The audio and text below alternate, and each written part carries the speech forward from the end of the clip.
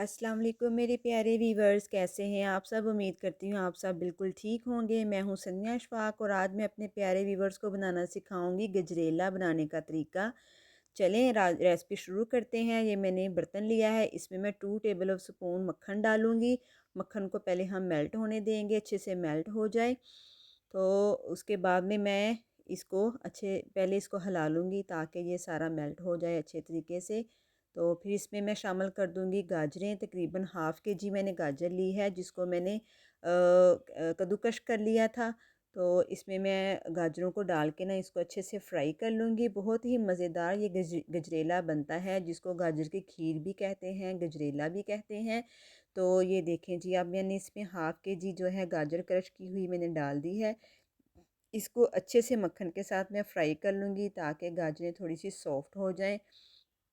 Fry करने से ये है कि गजरेला बहुत टेस्टी और बहुत ही क्रीमी सा बनता है और गाजर भी बहुत सॉफ्ट हो जाती है और बहुत ही अच्छा इसका फ्लेवर आता है। आपने इसको अच्छे से फ्राई कर लेना है, साथ साथ हिलाते रहना है बर्तन में ताकि ये नीचे चिपके ना, जले ना। आपने इसको प्रॉपर गाजरों को हिलाते रहना है। तो ये देखें जी, तकरीबन आलमोस्ट ये 50% गाजरें जो हैं वो फ्राई हो चुकी हैं। हमने इसको ज़्यादा फ्राई नहीं करना, जस्ट मैंने इसको लो फ्लेम पे तकरीबन 5 मिनट इसको फ्राई किया है। अब मैंने 1 कप चावल लिए थे, जिसको मैंने तकरीबन 7 से 8 घंटे भिगो दिया था। इसको इसमें डाल के मैं थोड़ा सा इसके साथ इसको फ्राई कर लूँगी। तो उसके बाद में इसमें तकरीबन मैंने 3 कप पानी डालूँगी चावलों को फुलाने के लिए, गलाने के लिए, ताकि चावल अच्छे से फूल जाएं। और 3 कप पानी डालने के बाद ये है कि अच्छे से चावल फूल जाएंगे। तो ये देखें जी, अब मैं इसमें 3 कप पानी डाल दूँगी। तो डाल के इसको कवर कर दूँगी तब तक, जब तक कि सारे चावल फूल नहीं जाते, तब तक मैं इसको कवर कर दूँगी, ढक्कन दे दूँगी ऊपर। इस दौरान मेरे चैनल पे न्यू आने वाले व्यूवर्स मेरे चैनल को लाइक करें, सब्सक्राइब करें और शेयर कर दें और बेल आइकन को ज़रूर दबा दें ताकि मेरी हर न्यू आने वाली वीडियो का नोटिफिकेशन आपको मिलता रहे। तो ये देखें जी, चावल बहुत अच्छे तरीके से फूल चुके हैं। अब मैं इसको चम्मच की मदद से इसको थोड़ा सा दबाऊँगी तो ये चावल जो हैं वो सारे टूट जाएंगे।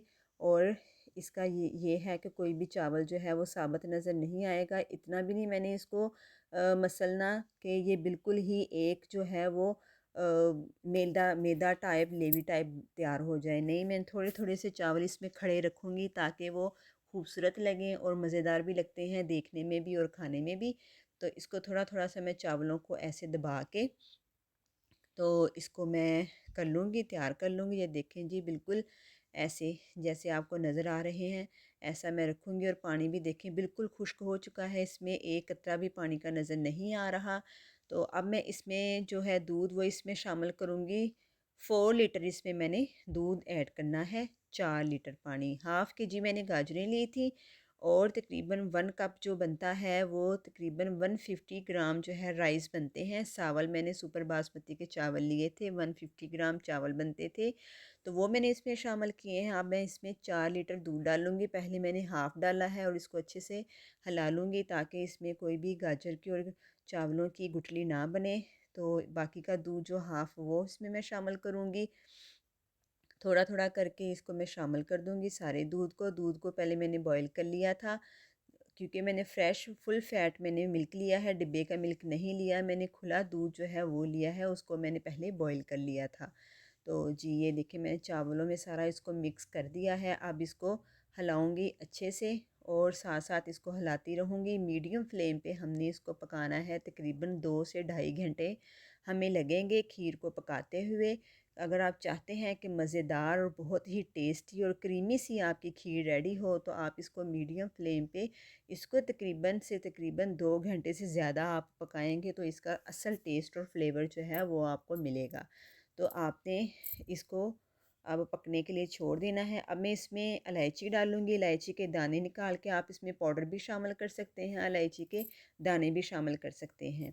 मैंने 7 से 8 इलायची के इसमें वो निकाल के इसके बीज शामिल किए हैं और थोड़ी सी एक चुटकी इसमें मैंने इलायची का पाउडर भी शामिल किया है। इसको शामिल करके इसको मैं हिलाऊंगी। इलायची डालने से ये है कि खीर में बहुत अच्छी खुशबू आती है, बहुत अच्छा इसका एक फ्लेवर सा खीर में आ जाता है। और वैसे भी इलायची के बहुत से फ़ायदे हैं, वो मैं आपको किसी और वीडियो में बताऊंगी।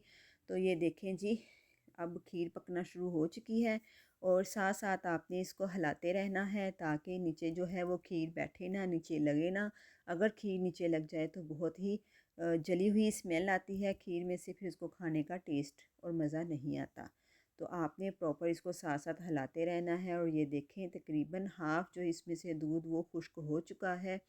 मैं इसको साथ साथ हिला रही हूँ। ये देखें एक दो मुझे गुठलियाँ नज़र आई हैं, उसको मैंने चम्मच की मदद से मैंने उसको दबा लिया है, उसको तोड़ दिया है मैंने गुठली को। अब मैं इसको साथ साथ हिलाती रहूँगी मीडियम फ्लेम पे। ये जो आपको ऊपर ऑरेंज ऑरेंज नज़र आ रहा है, ये गाजर का कलर भी है और जो हमने इसमें मक्खन शामिल किया था वो मक्खन भी पक के ऊपर आ चुका है। आपने इसको प्रॉपर हिलाते रहना है। और ये देखें खीर जो है वो थिक हो चुकी है। आप अपनी पसंद के हिसाब से खीर को जितना थिक रखना चाहें, पतला रखना चाहें, अपने हिसाब से रख सकते हैं। मैं ऐसी रखूँगी जैसे आपको ये इसकी कंसिस्टेंसी नज़र आ रही है, मैं ऐसी ही इसकी रखूँगी। तो ये देखें जी, अब मैं इसमें 1 कप चीनी शामिल करूँगी और चीनी भी अपना पानी छोड़ती है। चीनी डालने के बाद मैं इसको 10 से 15 मिनट लो फ्लेम पे पका लूँगी ताकि चीनी का पानी भी सारा खुश्क हो जाए। आप अपने टेस्ट के हिसाब से मीठा कम ज़्यादा कर सकते हैं। मैंने अपने टेस्ट के हिसाब से इसमें 1 कप चीनी डाली है। आप अपने टेस्ट के हिसाब से कम ज़्यादा कर सकते हैं। तो इसमें आप इस मौके पे आप फिर आकर ड्राई फ्रूट्स भी डाल डाल सकते हैं। मैं इसमें ड्राई फ्रूट्स नहीं यूज़ कर रही क्योंकि मेरी बेटी ने कहा है कि मम्मा आज आपने इसके अंदर ड्राई फ्रूट्स नहीं डालने। अब मैं इसमें क्रीम डालूँगी। क्रीम ली है मैंने तकरीबन 200 जो ग्राम है क्रीम है वो इसमें शामिल करूँगी। क्रीम से भी बहुत अच्छा टेस्ट आता है और बहुत ही क्रीमी सी हमारी जो है वो खीर रेडी होगी। तो आप ये तरीका ज़रूर आजमाइएगा, आपको बहुत पसंद आएगा। तो क्रीम डालने के बाद अब मैं इसको मिक्स करूँगी। तो तकरीबन 2 से 3 मिनट हमने इसको पकाना है क्रीम डालने के बाद, ज़्यादा हमने इसको नहीं पकाना। तो अच्छे से साथ साथ आपने बर्तन को भी साफ़ करते रहना है ताकि साइडों पे ये चिपके ना। तो हमारी खीर अब बनके बिल्कुल रेडी है। अब मैं इसको बर्तन में निकाल लूँगी, आपको गार्निश करके दिखाऊँगी। आप भी ज़रूर ट्राई कीजिएगा और मुझे कमेंट बॉक्स में ज़रूर बताइएगा कि आपको मेरी गजरेला खीर बनाने की रेसिपी कैसी लगी। मुझे कमेंट में ज़रूर बताया करें और आगे भी ज़रूर शेयर किया करें। तो अब हमारी जो है वो गजरेला खीर बिल्कुल रेडी है। तो अब मैं इसको बादाम के साथ, बारीक बारीक कटे हुए बादामों के साथ इसको गार्निश करूँगी। 2 बॉल बनके रेडी हुए हैं।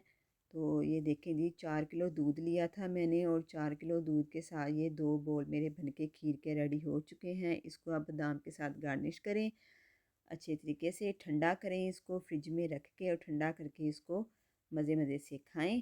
खुद भी इंजॉय करें, बच्चों को भी इंजॉय करें। नेक्स्ट वीडियो के लिए मुझे इजाज़त दें। अल्लाह हाफिज़।